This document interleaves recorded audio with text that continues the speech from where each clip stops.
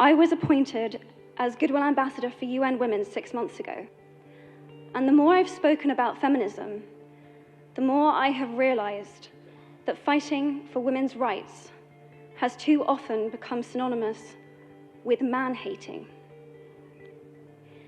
If there is one thing I know for certain, it is that this has to stop. For the record, feminism, by definition, is the belief that men and women should have equal rights and opportunities. It is the theory of the political, economic, and social equality of the sexes. I started questioning gender-based assumptions a long time ago. When I was 8, I was confused at being called bossy because I wanted to direct the plays that we would put on for our parents, but the boys were not. When at 14, I started to be sexualized by certain elements of the media. When at 15, my girlfriends started dropping out of their beloved sports teams because they didn't want to appear muscly. When at 18, my male friends were unable to express their feelings. I decided that I was a feminist, and this seemed uncomplicated to me. But my recent research has shown me that feminism has become an unpopular word. Women are choosing not to identify as feminist. Apparently, I am among the ranks of women whose expressions are seen as too strong, too aggressive, isolating, and anti-men, unattractive even. Why has the word become such an uncomfortable one? I am from Britain, and I think it is right that I am paid the same as my male counterparts.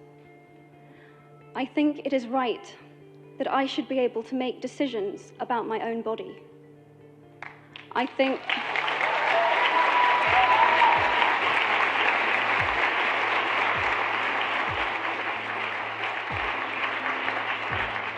think it is right that women be involved on my behalf in the policies and the decisions that will affect my life.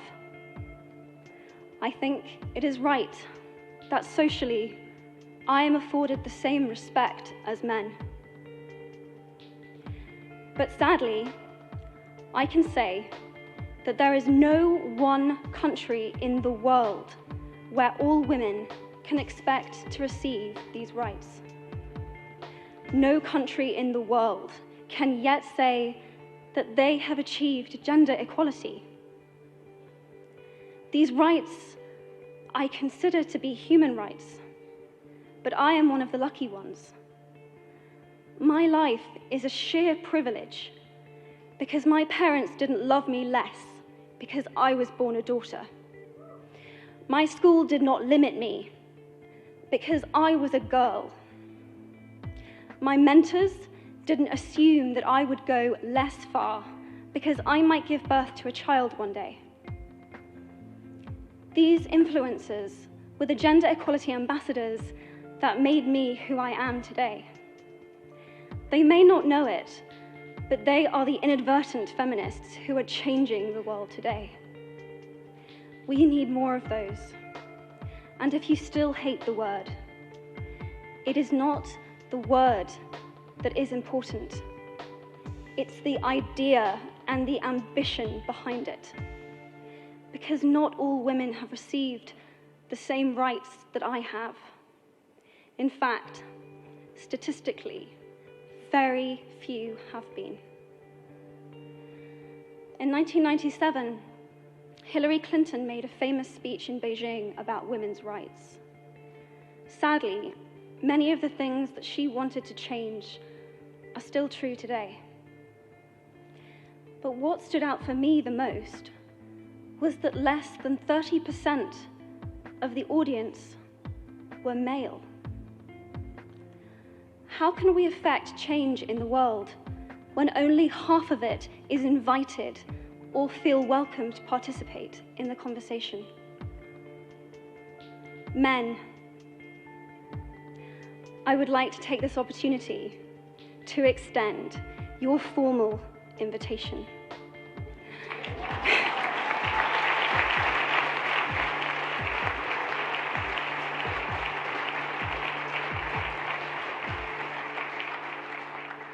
Gender equality is your issue too. Because to date, I've seen my father's role as a parent being valued less by society, despite my needing his presence as a child as much as my mother's. I've seen young men suffering from mental illness, unable to ask for help, for fear it would make them less of a man or less of a man. In fact, in the UK, suicide is the biggest killer of men between 20 to 49, eclipsing road accidents, cancer, and coronary heart disease. I've seen men made fragile and insecure by a distorted sense of what constitutes male success. Men don't have the benefits of equality either. We don't often talk about men being imprisoned by gender stereotypes, but I can see that they are, and that when they are free, things will change for women as a natural consequence. If men don't have to be aggressive in order to be accepted, women won't feel compelled to be submissive. If men don't have to control, women won't have to be controlled. Both men and women should feel free to be sensitive. Both men and women should feel free to be strong. It is time that we all perceive gender on a spectrum instead of two sets of opposing ideals.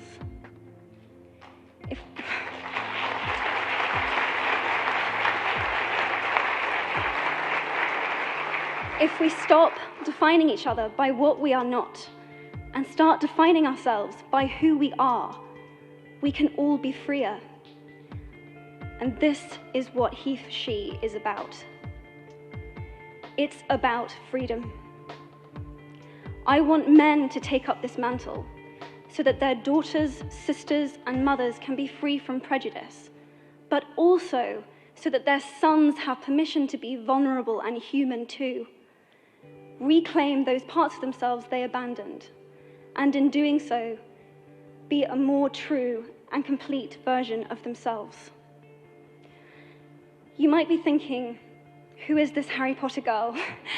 And what is she doing speaking at the UN? And it's a really good question. I've been asking myself the same thing. All I know is that I care about this problem, and I want to make it better. And having seen what I've seen, and given the chance, I feel it is my responsibility to say something. Statesman Edmund Burke said, "All that is needed for the forces of evil to triumph is for good men and women to do nothing." In my nervousness for this speech, and in my moments of doubt, I've told myself firmly, if not me, who? If not now, when? If you have similar doubts when opportunities are presented to you, I hope that those words will be helpful.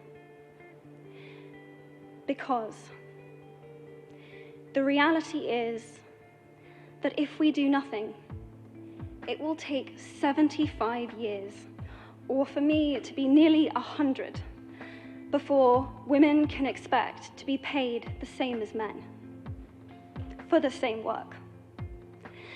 15.5 million girls will be married in the next 16 years as children.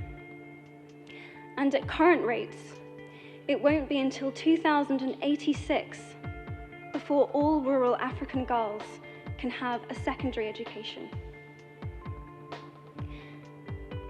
If you believe in equality, you might be one of those inadvertent feminists that I spoke of earlier. And for this, I applaud you. We are struggling for a uniting word, but the good news is that we have a uniting movement. It is called He for She. I am inviting you to step forward, to be seen, and to ask yourself, if not me, who? If not now, when? Thank you very, very much.